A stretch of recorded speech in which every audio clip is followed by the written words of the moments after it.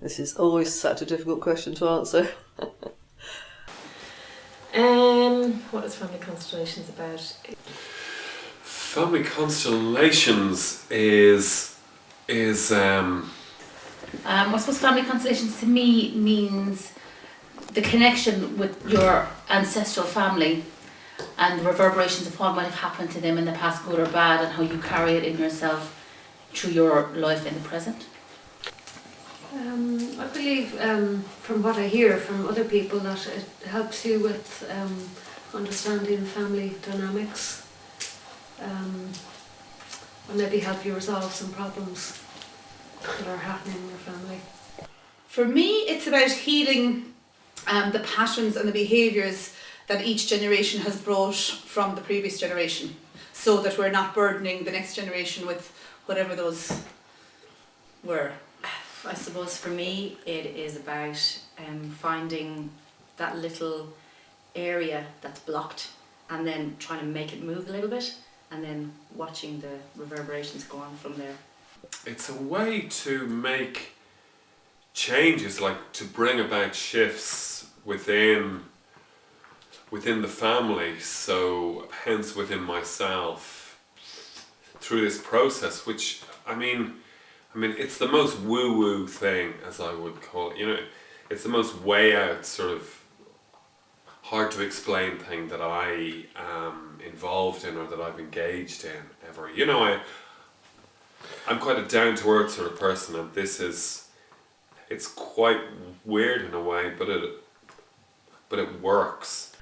And each time I answer it in a slightly different way. So for me, it's about healing your relationships in your family.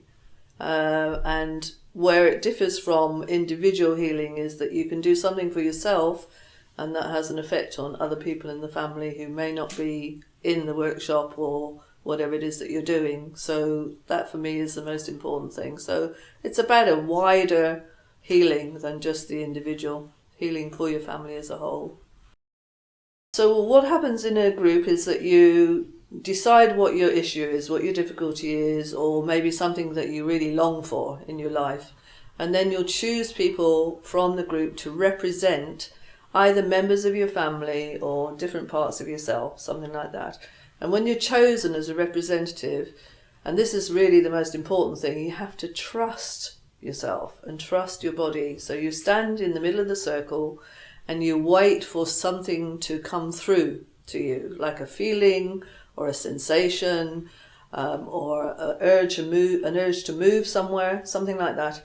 And it's not that you are doing something, you are waiting in a way for something to come through. So that sounds a bit wacky and a bit far-fetched, and until you actually do it, it's hard to understand that process, but it happens, and it happens a lot, and that's for me, the most dramatic thing about constellation work, this new thing that we've discovered, that, you know, when you stand in the middle of a circle, you get feelings that are associated with that person's family. It's amazing. It's deeper than role play. So when you do role play, something like psychodrama, for instance, you are told about this person's story. So you're told about the person that you're representing, and you're thinking first. You get an idea about that person and then you act it. Mm-hmm. This comes the other way around. And the way that we can demonstrate this most effectively is when someone stands in the middle of the circle and they don't know who they're representing. And it's almost like magic. They start to say things that are absolutely resonating with that person's idea of the representative that they've chosen. So somebody described it as, it's like bringing to light unconscious reality in the family. And that's, for me, the difference between that role play is conscious reality. Mm-hmm. This is unconscious reality. You're bringing something to the surface that people don't necessarily consciously know about.